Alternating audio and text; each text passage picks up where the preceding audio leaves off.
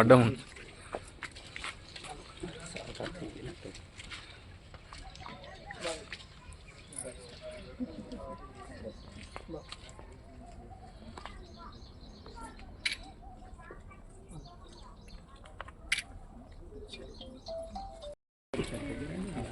ఇప్పుడు తెలంగాణ రాష్ట్రం ఏర్పడ్డ తదుపరి గత దశాబ్ద కాలం గృహ నిర్మాణ కార్యక్రమం ఏదైతుందో పూర్తిగా స్తంభించిపోవడం జరిగింది.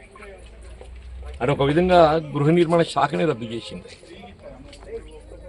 ఆనాడు ఉమ్మడి రాష్ట్రంలో 2004-14 మధ్య కాలంలో ఇప్పుడు వైఎస్ రాజశేఖర రెడ్డి గారు ముఖ్యమంత్రి ఉండగా శాచ్యురేషన్ ప్రాతిపదికన ఇల్లు లేనటువంటి ఒక ప్రతి నిరుపేదను ఒక ఇంటివాన్ని చేయాలనేటువంటి ఒక లక్ష్యంతో ఏదైతుందో రాజకీయాలకు అతీతంగా గృహ నిర్మాణ కార్యక్రమాన్ని చేపట్టబడడం జరిగింది.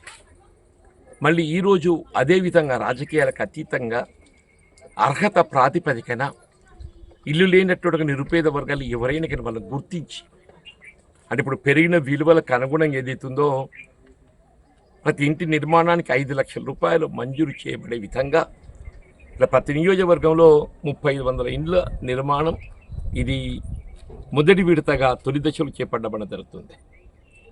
అంటే వీళ్ళు 3500 అంటే రాష్ట్రంలో దాదాపు 4 లక్షల పైచిలకు ఇంటి నిర్మాణం చేపట్టబడడం జరుగుతుంది. అంటే ఇది దశల వారీగా ఏదైతుందో మనకి ఇంకా రాబోయే 3 సంవత్సరాల కాలంలో మొత్తం రాష్ట్రం లోపల ఏదైతుందో ఇల్లు లేనటువంటి నిరుపేద వర్గాలు ఎవ్వరూ లేకుండా అందరినీ ఒక ఇంటి వాళ్ళు చేయాలనే లక్ష్యంతో రాష్ట్ర ప్రభుత్వం కాంగ్రెస్ పార్టీ ఇందిరమ్మ గృహ నిర్మాణ కార్యక్రమం వాళ్ళ ఆనాడు ఏ ఇందిరమ్మ తల్లి సమాజంలో ఇల్లు లేనటువంటి నిరుపేద వర్గాలు ఎవరు ఉండకూడదు అనేటువంటి ఒక లక్ష్యంతో గ్రామాన స్థలాలు సేకరింపచేసి మరి గృహ నిర్మాణ కార్యక్రమం చేపట్టబడడం జరిగింది.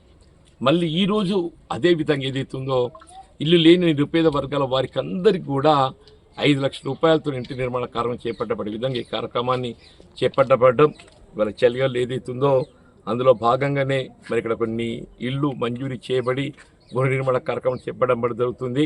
లబ్ధిదారులు అందరూ కూడా చెప్పంటున్నాను నేను మరి ఏ విధమైనటువంటి ఒక ఒత్తిడికి లోను కాకుండా 400 గజాల నుండి 600 గజాల లోపం అని చెప్పంటున్నాను.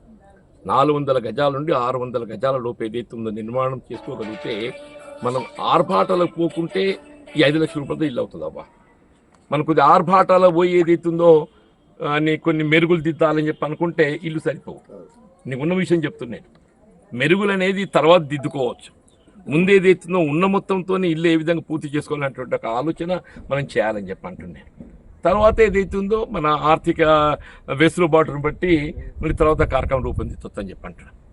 ఈ చెలియల గ్రామానికి సంబంధించి ఇక్కడ మండల కాంగ్రెస్ అధ్యక్షులు ఇలా గతంలో గ్రామానికి సర్పంచ్కి ఏదైతుందో బాధ్యత నిర్వర్తించినటువంటి ఒక రాజేందర్ గారు ప్రధానంగా బాధ్యత తీసుకొని చెలియల గ్రామంతో పాటుగా జగిత్యాల మండల స్థాయి లోపల కూడా ఏదైతుందో నిరుపేద వర్గాల వారందరికీ అండగా నిలిచే విధంగా కాంగ్రెస్ పార్టీ చేసిన కార్యక్రమాన్ని మరి అమలు చేయబడే విధంగా ప్రయత్నం చేస్తున్నందుకు నేను హృదయపూర్వకంగా అభినందిస్తూ వారికి తోడు నిలిచినటువంటి ఒక గతంలో సర్పంచ్గా ఎంపీటీసీగా ఏదైతుందో ఈ గ్రామంలో బాధ్యత వహించిన పెద్దన్నే కానీ ఇతర పెద్దలు కానీ అందరికీ నేను హృదయపూర్వకంగా ధన్యవాదాలు చెప్తూ పంచాయత్ సెక్రటరీ గారు కూడా ఏదైతుందో బాగా పనిచేస్తుంది వల్ల వాస్తవంగా కొన్ని ఈ మంజూరీ లోపల ఏదైతుందో ఆ 360 degrees యాప్ అనడంతో ఏదైతుందో కొద్దిమంది సమస్యలు అందులో ఏ విధంగా ఫిట్ కావాలి, అందులో ఫిట్ అయిన వారికి ఏదైతుందో మనకి ఇల్లు మంజూరు వస్తుందమ్మా.